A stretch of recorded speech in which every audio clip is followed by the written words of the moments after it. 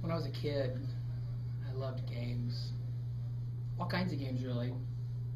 Not just board games and those fun games that kids play, but all kinds of games. I was kind of raised like Tom Sawyer, Huckleberry Finn, in the hill country of Austin. I had forts, I had rivers, I had Lake Austin at my disposal. It was really just an amazing childhood, one that I just reflect on constantly. As I got older and really started engaging more with others, board games came to the center. Right, that was the time to spend time together. It was something to do with others. So what I wanted to do is I wanted to ask you guys to kind of think back in your mind times when you were with family or friends or other little kids and the board games came out. Now, I couldn't put together all of the literally hundreds of board games that are out there, but I had a few in my disposal. Let these kind of bring back memories, but I'm going to call out a few others. Chutes and Ladders. I mean, that was great. There was geography. There was like topography, right? Isn't that where it goes up and down? I mean, that's so much fun. There was things with wheels. There was things with just there was no end to the things in Bobble. Those things you pop and the dice would go up and down. There's chess. That's a game of confusion. Checkers. The list goes on and on. Twister. Bunko. Kind of a female drunk game. You've ever played. Scrabble, which really just kind of scrabbles my mind. That was confusing. The point was, in the games that I played, I enjoyed the ones that caused me to be creative. Even cards.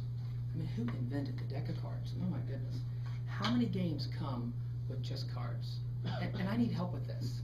Call some out, please. Rummy? Rummy. Bridge. Hearts.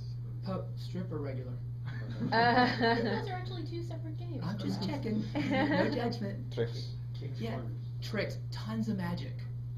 And as I could dazzle you with all kinds of things that I could do with cards, the memories I could take you into with all the games, I wanted to really introduce to you the two games that made the most sense to me, and they were formed in some very unusual ways.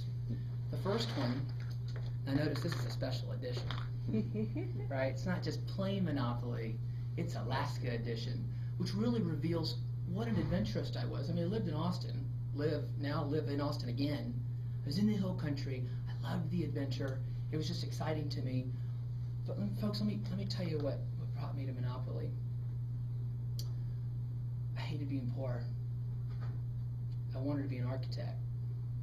But I was told I wasn't smart enough. I only got to 8th grade, became a missionary at 13. Was leading 35 people at 15 years old in public speaking, leading, teaching, praying. My dreams of an architect were fading. And as much as I tried to relaunch that dream of an architect, I did the easier thing. I took my training and I didn't build the building, I sold the building. And I went head first into building my Monopoly, formed off of 100 judgments of my dad not being poor. I hated being poor. Wanting to acquire things that other people had. Folks, I got my boardwalk. I created my park place. I built my hotels. I started building my empire.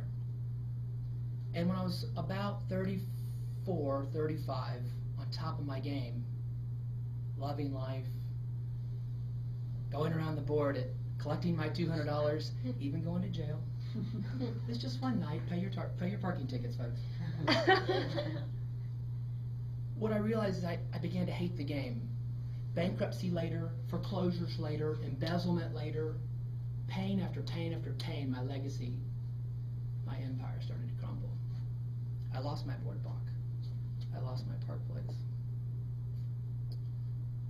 What I didn't realize is that there was a new game being played. I hate puzzles. I'm ADD. There's 10,000 pieces. And I understand there's puzzles that are like 10,000 pieces. Ugh. What I didn't realize is there was a picture being built. That I took all these games that I was playing, from the creative ones, from the dreams of being an architect, to building my legacy, and I started slowly but surely realizing that there was a picture frame. Because when you build a puzzle, what do? You always find the round edges, right? The flat edges, because you got to start getting the framework in line. I couldn't see this happening, especially in the middle of pain, especially in the middle of bankruptcy, especially in the middle of friends that were hurting me, disloyal, turning on me, stealing money from me. So I surrendered. I surrendered and I just started focusing on the pieces. I gave up in a good way. I surrendered my heart, I surrendered my soul, I surrendered myself to a God that loved me. I surrendered myself to the universe. And folks, what I really found out, and what I really want you to know, and what I want you to learn and really hear from me in this is, we play these games.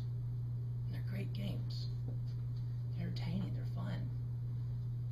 But ultimately, there's a puzzle that's being put together, and it doesn't always make sense.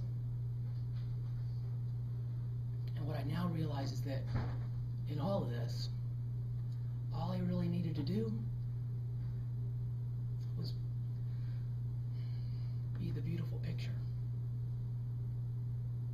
I waited, I played my games, and I waited for my puzzle. And as I turned 40 in 2 months, I'm starting to see my puzzle be put together.